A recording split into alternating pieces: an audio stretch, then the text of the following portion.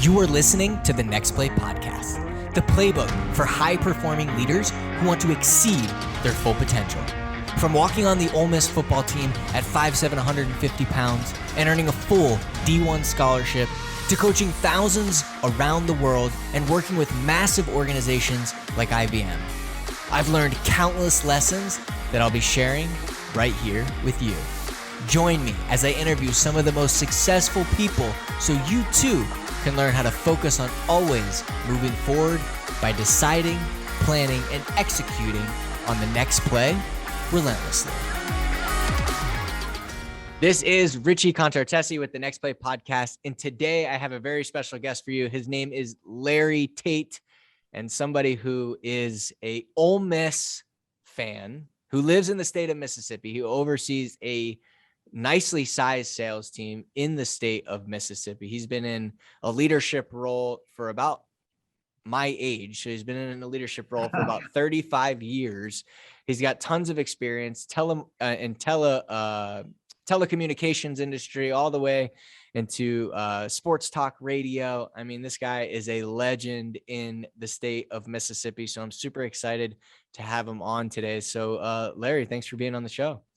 Hey, listen, it's a great privilege. Glad to be here talking to another Ole Miss fan. I see stuff in your background there. Yes. I mean, once you attend, and especially when you play sports, it really changes the game. You know, it really changes the game, and your, my love for the school and the tradition is there, man. So it's cool. So let's talk about you. And I want to break down, how you've been able to have so much success as a leader, how you've been able to develop your people, keep your people, and help them achieve what they want in their life. So let's jump right into it, man. How did you get into sales? I got into sales really literally as a teenager, wanting to be in the radio industry at that time. And people that are my age can remember those times when you literally had to go get an FCC license to work part-time at a radio station. And so you found out real quick that in small markets, which is where I lived, you needed to be very versatile, and you needed to be, everybody wanted to be on the air. Naturally, you wanted to be able to do a show, spin records, listen to music. But to really make it work, you found out that if you were in sales, you could promote your show while you were in a sales position, and you could promote your sales position while you were doing on-air work. And they went together so I just kind of fell in love with sales, the getting to meet people and to help people. Some people get in politics to help people. Some people are in marketing, they're in healthcare, they're in medical field, but I guess early on in my life, I realized there was people that needed to advertise, they needed to promote their product, and they did not know how to do it. And they didn't know where to start. And there was something engaging about that when you could offer people ideas and create air to help them promote their products. And so I've been in sales, but most all of it has been media related. It's all in media. And so how did you get into sales leadership? And how long have you been in leadership for? Well, really since the late 1980s. Was my best opportunities. I had been working when I got back into radio full-time and media in general in the 1980s. I was not in a leadership role. I was basically just a sales rep. But I did good in sales. I loved working with public. And then in the late 1980s, I got in a management role, actually got in the role of wanting to pursue buying a station, and was kind of along that road and on the track to do that. I married my current wife in the early 1990s, and I had an opportunity at that time with a company called TCA Cable. Was a pretty big cable company operator in the state of Texas. Later got gobbled up by Cox Communications, Cox Media, and inside that Cox umbrella. So I went from radio, got into the cable television industry with Bresnan Communications out of New York, and later with TCA Cable, who was purchased by Cox and was put in a leadership role. And Cox was a wonderful company at promoting leadership and from within inside the program, and there were no bad ideas. Every idea was a good idea. And I was very fortunate. I got surrounded by some great leaders who saw something in me, and I would say this, they gave me the opportunity to bloom. Got it. Did you take, you said they had really good leadership training, or Right. just, yeah. Okay. What were some big things that you learned then that you use today? Because stuff you don't use today, whatever. But like, what were some things, or were there, or have you found that there were things then that just are just not even remotely usable today? No, I think I don't think great leadership. I've really focused on it a lot in the last few years, and I think in time, as you grow older, you realize that no matter the company, no matter the industry, no matter the people, no matter the geographic region, there's human nature. And, it's like the old saying, praise, just a few seconds of praise is short and it's free. And human nature, people want to be, they want to be, everybody seeks approval. And I think the main thing, and I'm going to use, again, the Cox Leadership Program is that they allowed people to express themselves. There's an old famous quote about leaders who don't listen are eventually surrounded by people with nothing to say. And that is one of the most truest statements in the leadership industry. So I think the biggest thing that I've learned about leadership is to let people will bloom, they will succeed, and no matter where somebody's from, everybody wants to be good. They may put on a show, they may put on a tough front, they may put on this act, but at the end of the day, everybody wants to succeed. They want to be accepted. And the biggest thing I think where leadership gets in its way sometime is pride and ego. Like, people get it, as my mother used to say when I was young, my mother always told me, said, Larry, don't get in your own way. And that's what a lot of people do. They get in their own way. So like as the people that are being led, or the leader gets in their own way?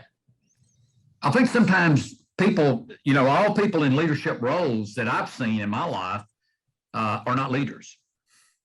They got to a role maybe incorrectly. I've always tried to keep things simple. I think it gets overthought a lot. I know as a leadership in my group and in my past, so many times you can't lead a group of people who are not prepared and qualified to do the job. And so many times one of the first problems in leadership is they select people to be on their team that are not qualified to fill the role that they're being told. You're setting them up to fail to begin with. Right. As a leadership team, if you seek the correct people and are willing to do what you got to have to great people, those people will hold themselves accountable. Me and you have talked about this once before. When you're hiring people and you're going through the interview process and you're trying to set up a team that you're going to lead, you know what those pieces need to look like. And you need to know what those players' strengths and weaknesses are. And if you don't compromise that, and you get people based on your own decision that they are the right people for the job to be on your team and for you to lead to achieve a goal, if you stick to that, then they're going to be accountable. Good people are going to do their job. And they are then held accountable by their own standards. They've told you, and you've agreed with them, what they can do and what they can't do. And so many times, I know in my early years, we would fill positions, we would gain team members to fill a position. And then we were going to try to train them to be what we wanted them to be. And we set them up to fail in a lot of ways. So as a leader, the leadership doesn't start when the team is built. Leadership starts in building the team. So before you ever hire, you have the roles, and then specifically, what are the exact strengths I need for each one of these roles? And you only hire for that. You only hire if they fit that specific mold. Is that That's kind of right. your strategy? That's right. You know, you have one of the things I learned early in, is a team. And for instance, in sales, basically your team is made up of A players, B players, C players, and D players. The A players are the people that consistently perform, consistently reach goals. Their job is always above satisfactory. The B players are maybe not the top performers every month. They might occasionally miss a budget, but they never have any customer complaints. They're a role player on the team. You came from a sports background. There were people that played a role to keep the team a team. A C player is in a position, they've either got to become a B player or they're going to become a D player, and they will be moving out on their own. And a D player is that person who's already on their way out. For a reason that you didn't get a proper evaluation of them, or they lied about something in their background. And then there's the 3%er. And the 3%er is it's what it is. It's like 1 out of every 30 to 35 people you bring into a team. And no matter what happens, they always perform. No matter what you need the last week of a month, they do it. They're generally a high maintenance employee. You got to do a lot for them, but they deliver all the time. And you have to have some of those 3%ers, A players, and B players to make a team work. All A players don't work. All 3%ers don't work. It's that 3%er, A player, B player, and trying to field a team that you can lead. And you hire those people, you let them do their job. How many what do you do? Like, how do you determine when a C player how do you determine when you're like, all right, I got to move off this person? Is it a 6 weeks? Is it 8 weeks? Like, how do you make that determination? Because that's, I mean, what you're saying is, you have these certain layers, which, and then from that point, it's like, okay, well, how do I know when it's time to move off of somebody? Well, most people are going to get there. In a sales organization, you're hiring people that are good salespeople. They can sell themselves. And people, wherever they are at their position in life, just face it. Sometimes people are willing to lie to you. And people that are willing to lie to you and they're good at it, they can get themselves on a team under duress. So I think generally you have to be patient. But I in my case, I know some people are quick. Some people are like, yeah, I'm not. 3 weeks. They give them. I've talked to somebody. I think I had someone on this podcast. They said 3 weeks. I was like, dang. Yeah, no. Well, and again, it might be the industry. In industry, it depends on what level of experience the person entered the team with. What is their daily activity? Are they self-motivated? Most of those things will go on. You got team members sometimes that are having issues in the background, both personally or maybe in their family. If you're really going to be a leader, you have to take all of that into it. Once they join your team, they are part of your family, and there are circumstances that you have to consider. Hey, listen, I've gone out and spent this time and energy and money to fill a position on my team, and because something happens unfortunate to this person in their early employment with me, I don't want to throw all of that away. That would be poor leadership on my part for both the company, myself, and the individual. It's common sense. So people that you kind of believe in them, I have based the decision that you're a good employee, that you're good on my team, and just because there's things going on in the background that you necessarily didn't have any control over that's affecting your performance, I'm not going to be too quick to pull the trigger on you, because that person could come back to be my best performer. Okay. So for you, for development purposes, it's not always just about results. You're saying that a lot of it is also based on activity. Absolutely. Absolutely. I spent some time this morning with one of our reps in the field, and, I have children that would be excellent salespeople, and I use this as one of my best examples. One of my children, they were both excellent salespeople, but one of them could not work here in this industry because they are of the mindset they have to go out, shoot it, kill it, drag it back every day to be considered successful.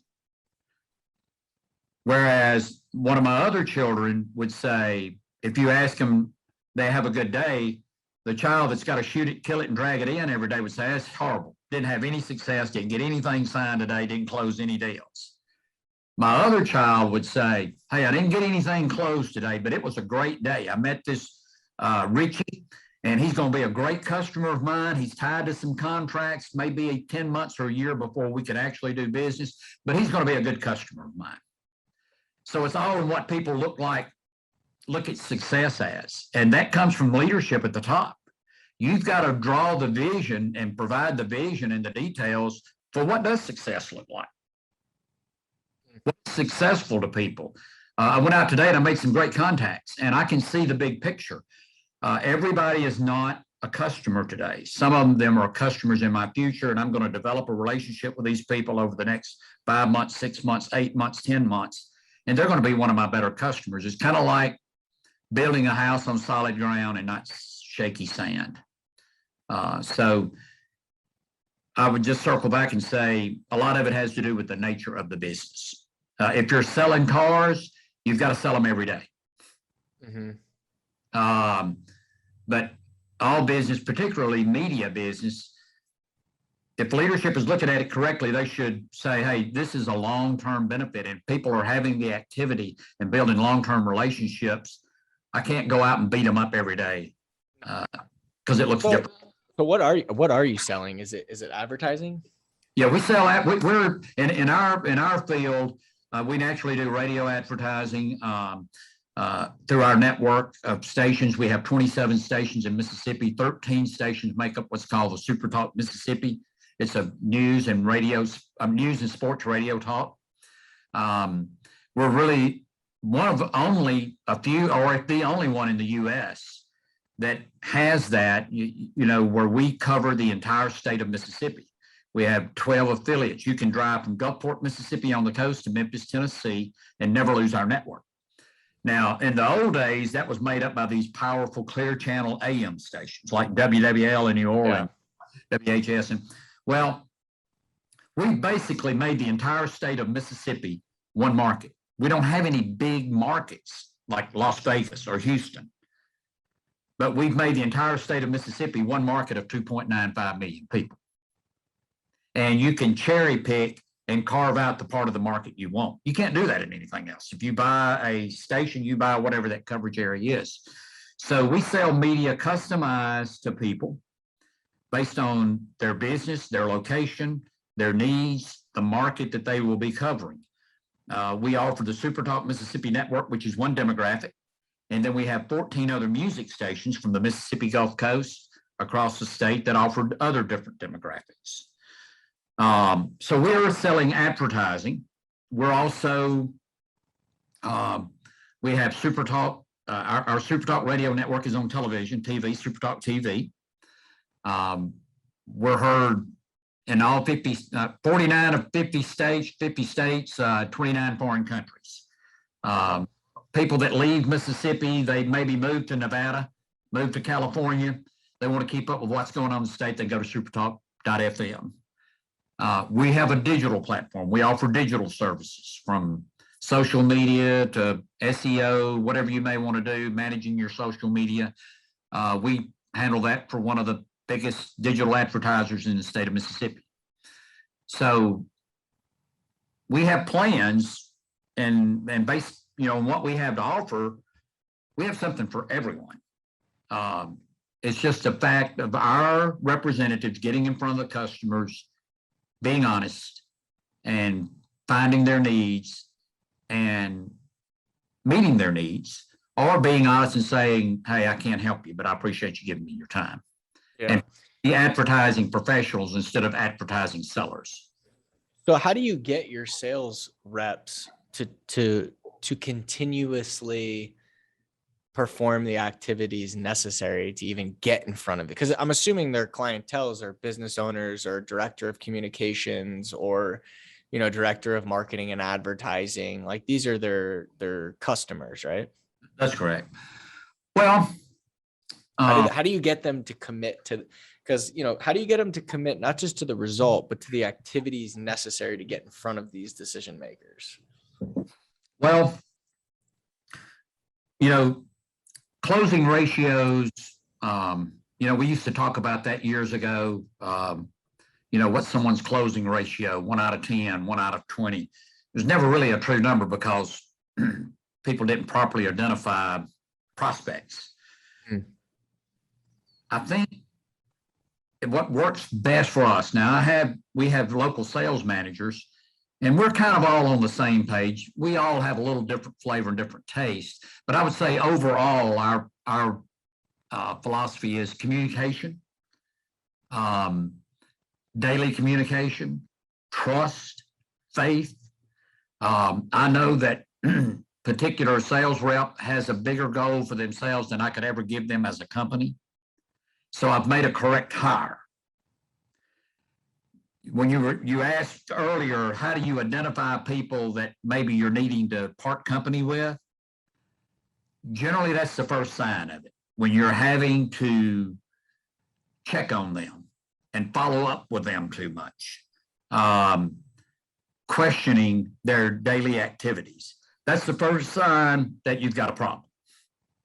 And well, it's also how you do it too, right? I think that absolutely. Yeah, absolutely. You know what I mean? The person who's always like just constantly drilling them about it, as opposed to figuring out why it's not happening and then coming up with a solution to get them to understand and commit to the activity. Right? Absolutely.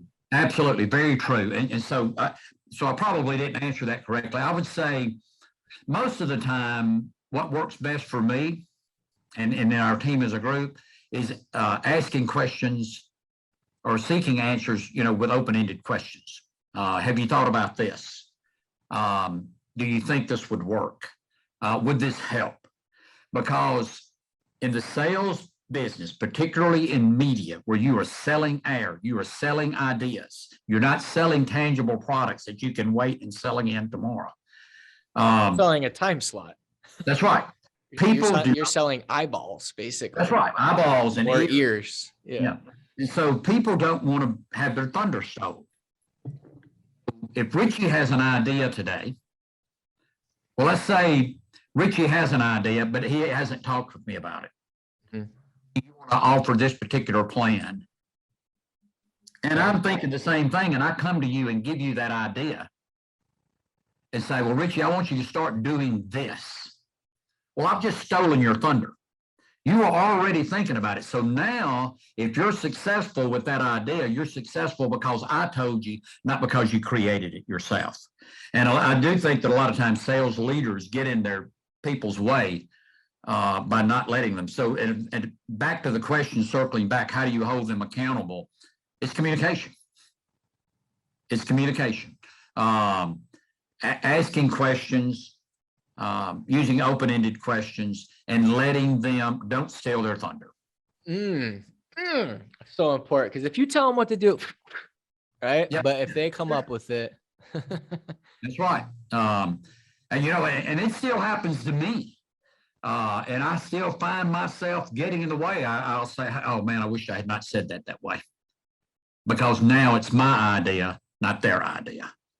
And they're not going to get any joy, if they succeed with this idea, to them, the appearance is they've succeeded because they took my idea, not their idea. I like that. So you're giving them the power. Hey, this is I did this. I achieved this. Yeah, everybody wants to be empowered. Everybody wants to contribute. And again, that goes back to putting the right people on your team. That's not for everybody. There's people in the military and other things because they like structure. They want to have a schedule. They want things to be structured in their life. And then there's people in our industry that need freedom. We get in this industry of media sales because it affords it. If I need to work 12 hours today so I can be off a little bit tomorrow because of my child's ball game, then I can do it. This is about production. If I can produce in 35 hours a week what it takes you 50 hours a week to do, then don't penalize me for being faster. than the other and more productive. You can't hold everybody to the same standard. It's all about the number. I hate using that phrase because I used to hear it. It's all about the number, and it really is. It's all about the production. So are you more focused on the result and the production or the activity? Like, do you teach your sales managers to focus on activity or production and results? Well, it's on activity, being active, because activity will produce results. The levels of activity, I think, where you get on shaky ground, kind of goes back to the old story I was talking about earlier, how in the old days we talked about closing ratios. Well, Richie, how many people do you close? Well, I've got a 1 out of 10. Well, really, you don't. You probably 1 out of 20 because there was about 10 more people you didn't count in the equation. So what may take one person 1 out of 10, somebody else may be better. They may be 1 out of 5. Someone else may be 1 out of 20. So you see, the result is the same, but it took more activity for one person to accomplish the same thing as someone else. So yes, the activity is important, but at the end of the day, it's the results. If I am hired as the football coach at Ole Miss, I am hired for results to win ball games. Right, but would you agree that if I'm the head coach, I'm hired, right? If I'm a VP of sales, I'm hired for results. That's right. But as a VP, I'm going to look at my sales leaders, or if I have a sales team, and I'm going to track all of the activities and the conversion rates between each one of those activities. Because yeah, I mean, you're going to have some hunters, right, who are just, I already know they're going to go out. I don't need to teach them anything, and they're going to come back with fish at the end of the day.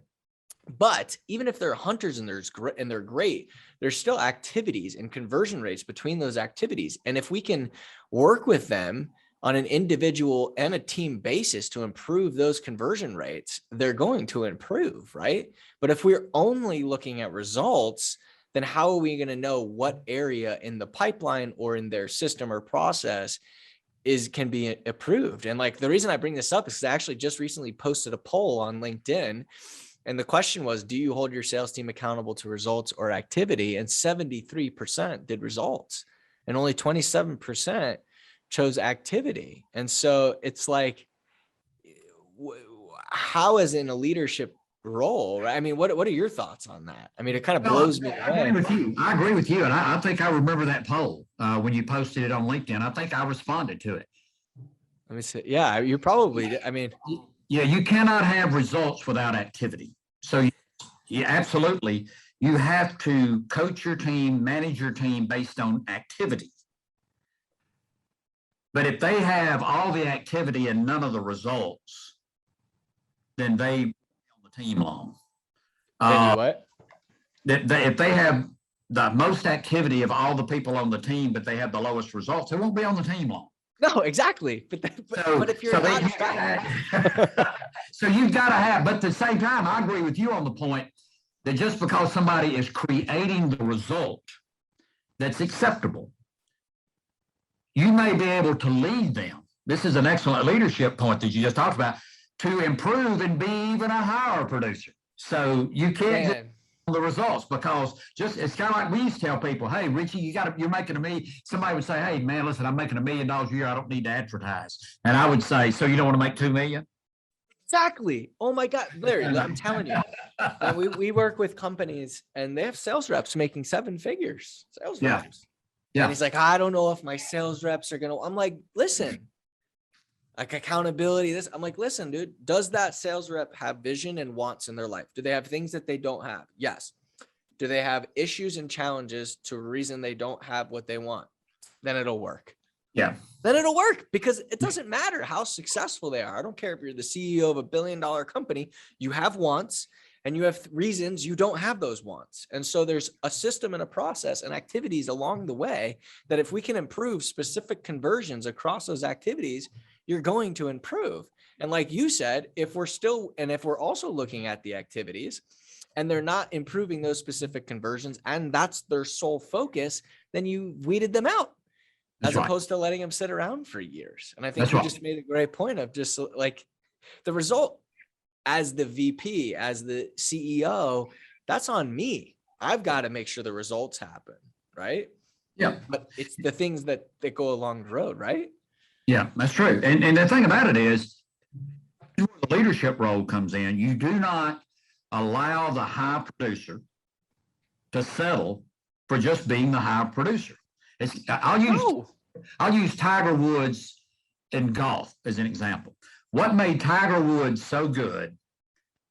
A lot of golfers came along and they were good, but they became complacent and content when they had won a certain amount of money or they won by enough strokes. The reason Tiger Woods could win a major event by 16 strokes, it wasn't about the winning. It wasn't about winning the event or making the money. It was to be the best he could for 18 holes, 4 days a week, and have a 72-hole score. So he would continue to pour it on. That's what makes him rare in the sports industry. So when you have a high producing person as for instance, in my field, who's, let's say they're a multi-million-dollar a year producer, well, they've certainly fulfilled their obligation to the company because they're producing. But have they fulfilled the obligation to themselves? And have you fulfilled your obligation as a leader for them to produce at their maximum best? And sometimes the top producer can be the top producer while performing at 80%, while everybody else at 100% can't match them. Right. It's like it's not the team average. It's the individuals. And even if someone's producing well, you hit it right on the money, they still might not be their best, right? It's not their potential. And so having a system and a process to be able to hold anybody, how successful or unsuccessful, to their potential on a week in and week out basis. It's like, how do you beat that? How do you, and then, so I guess this leads me to, like, for your leadership perspective and what you do, how are you able to, I mean, are there anything specific that you do with your team where you don't allow them to settle for less? Is there like a process that you follow, or do you have like a philosophy around that? Or is this more of a thing you work with your leadership team, your sales leaders on? Like, what are your thoughts on that? How do you typically go about doing that? Well, in my case, there's a sales leader between me and the actual individual producers. But one of the things I try to do is, like I do today, I like to be in the field with the sales reps. I want to be able to know what it's like to still be told, and to feel what they feel. So, I'll use this example from my own experiences. Let's say that let's say you have someone who is the high producer on a team. They outperform everybody consistently, but that doesn't mean they're happy, because they're not happy inside, because they know they could do more. They're not being motivated. They're not being pushed to reach a higher level. And one day they walk in, they tell you, hey, I'm leaving for another opportunity. Well, why would you leave? You're our top producer. You're making a lot of money. Well, they're not being satisfied internally because they're not being pushed. So as a leader, in my role and as my sales leader's role, is to make sure that our producers remain content. They remain happy. They remain motivated. And I know that Ricky Joe is not happy with a cost of living increase of 3 or 4% every year. His goal is bigger than my goal. His goal is bigger than what I'm going to give him for his annual budget. So you have to identify those people, and you have to keep them motivated. And I'll use a lot of sports analogies. Sometimes when you've got the one player on your team, they're different, and they have to be motivated. They're sometimes a troubled person, but to keep the team together, you got to keep them motivated. And in my business, and it really is, that's I'm glad you brought that up. That's one of our biggest challenges, is keeping the top producers motivated. And so what's kind of, just in general, I mean, gosh, and that's why this podcast, having you on here, is so valuable, because you have so many years of leadership experience. Like, how do you typically go about, and I know you said one of the big challenges is the top producers. So, but just from your experience as a whole, your sales team as a whole, what do you typically do to keep your sales team motivated? Do you do like something weekly, daily? Do you have like, rewards? Do you have incentive? Like, how do you typically go about doing that? Because I know just because like there's a lot of people listening to this have that same challenge, and someone with your experience, I'm sure you've tried many things. Like, what have you found to bring in success? I think in all the years, we've all heard the term communicate, communicate, communicate. And we all get busy in what we're doing every day as sales leaders, whether you're in a sales manager's position or a VP of sales, or you're the senior account executive. We all get busy in doing what we're doing, and we don't pay attention to those around us. And that's when I try to really stay in tune with looking at everybody and seeing who's motivated, who's going through something, and just trying to assess where they are and to keep them motivated, because, hey, it's tough. I mean, we've gone through 2 years of COVID. Fuel prices are high. I mean, there's a lot of challenges for people in the sales industry, no matter what industry it is, when you're in a sales. But I would say this: communicate, communicate, communicate. Whether communicate with everybody on a regular basis at a human level, not as a manager or a VP to the salesperson, human to human, person to person. I care about you. I care about your success. We're going to do this as a team, and they will answer all the questions for you. And let me tell you, once someone, and I had a mentor when I was young who did that to me. I never forgot it. It wasn't about how much money I was making. I didn't want to let him down because I knew he cared about me. You created the identity.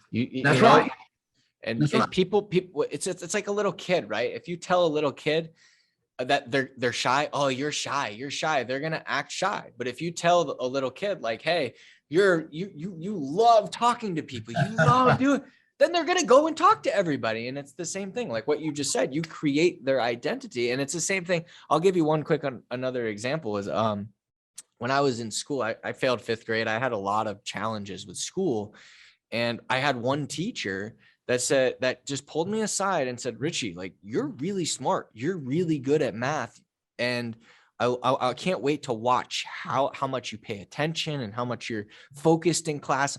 And I think about this, like I was in 7th grade and I struggled with it. And like every day I went to our class and I focused and I paid attention and I felt like I was good at it.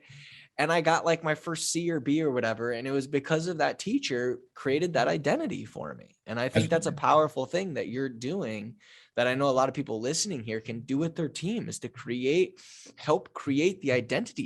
You are a hunter. You are going to pick up the phone. Like, you're the type of guy that's going to lead this office. And I'm going to hear you from across the room talking to clients. I'm going to see you going out on meetings all the time. And they'll adapt to that. Do you agree? Have you found that?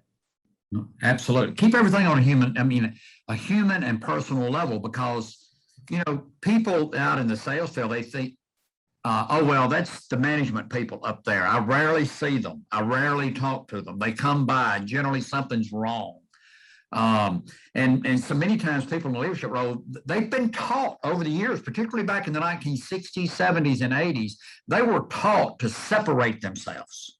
You're in this position, they're in that position, so you perform and act accordingly. Oh, yeah. Right.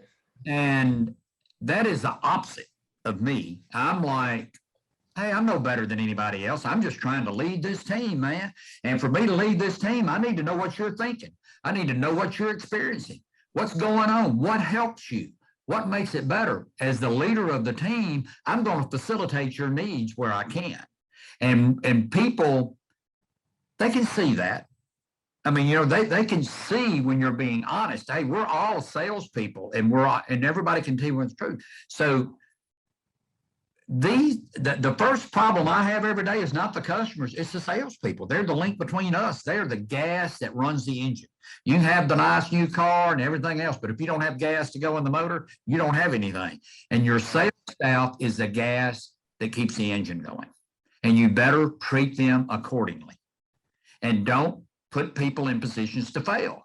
If you've made the right hires And if you're doing your job as a leader correctly, which means you properly identify the candidates, you properly filter that, you bring them into their position, you give them the tools they need, and you train them, they're going to perform.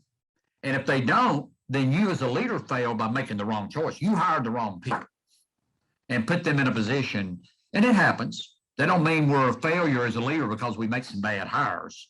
That's not what I'm saying. But you want your batting average to be pretty high. When you know, anybody sees when there's high turnover rate in a company, there's a problem. That's typically at the top. Yeah, it starts at the top.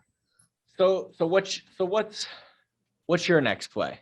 What's your play? How are you going to get to the next level? What is the next level for you? What's your play to get there? Well, you know, coming out of COVID, it's been a challenge. You know, people like me that have been in the industry so long and that have been in sales and marketing background, we've never faced anything like this, where our customers are facing inventory issues, supply issues, delivery issues. The nature of the industry of the people we serve has changed pretty dramatically in a short period of time. I think my next play is to successfully navigate out of the fear that's out there. Even though things are pretty good, there's people that still have a big but. Well, we've made it out of this COVID, but the auto industry seems to be coming back, but is to make our team members confident enough that the leadership above them can guide them through this. We can make this. We can do this. It's going to take all of us working together. The sales leaders, as much as anything else, need to communicate with their people that are out on the street every day, meeting with customers and talking to people. They come back and tell the story of what's going on out there. It's easy to look at our customers and say, hey, those people don't spend the money they used to spend with us. Well, it may be because they don't have any inventory. It doesn't have anything to do with the salesperson's and our sales team ability to have a relationship with these customers. It's just a fact. It's the way they are. And we have to adjust. We have to adjust the way we do business. Our industry has to adjust. We have to look beyond what we used to do. And this is our opportunity to be a great role model for some of the young team members on our team and to be an example. Hey, you don't give up. You keep going. You look for new ways to make it happen every day. And I think that's where, I look at myself and I say, well, what do I want to accomplish in the next 24 months? I want to see this adjustment out of the COVID era. I want to see it through successfully to make it despite the COVID and the challenges that we faced. And that's a win for you. That's like how will you know if you've made it? How will you, what will be the result? Like, what's the measurable where you're like, we did it? Well, I'd say that we met our company needs and met our company requirements, and we were able to keep our team together. And we did it with the team members that we have, and that we had a goal and we were able to deliver. 2022, if we can go through another time period, a more normal 2023, I think is a better judgment and a better way to measure whether we've succeeded or not. I think right now, we still have some questions on how successful we're being. We think we're on the right track. As being leaders, we have to evaluate that every day. Everybody that's on the team. And if we sense that we need to do something differently, then we got to have the courage to make changes quickly and to do that. And a lot of people can't do that. They wring their hands too long. I like it. I like it. Well, listen, I absolutely really, really appreciate you, Larry, coming on the show, taking the time out of your day. I know you're super busy. You got a big team. And so I just want to thank you on behalf of all of our listeners and myself for taking the time to be on the show today. Well, I appreciate it. I appreciate the opportunity. I appreciate the relationship me and you formed since we connected a couple months ago. I love seeing all your information that you share. And look forward to having many more conversations with you. Absolutely, man. Thank you so much for being on the show. I really appreciate it. All right. Thank you, man. We'll see you.